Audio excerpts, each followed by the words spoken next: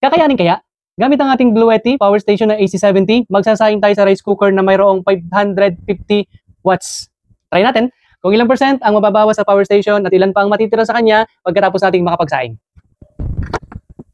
Pipindutin lang yung AC. Ayan, meron pa tayong 92%. Saksak na natin yung ating rice cooker. Inilagay na natin sa cook. Ayan, naka-red na. Nagko-consume ang ating output ng 514 watts. Base dito, ay tatagal siya ng 1.3 hours. Ibig sabihin, yung ganitong klase ng rice cooker kahit pa 550 watts ay kayang-kaya ng ating power station. Ayan, iniini na yung ating sinaing sa rice cooker at ang ating power station ay nag-cool down na. 43 watts na lang yung hinahatak ng rice cooker. Maya-maya pa ay maluluto na ito.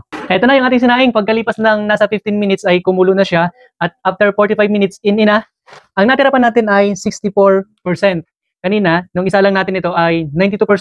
Ibig sabihin, nag-consume lang ang ating power station ng 28%.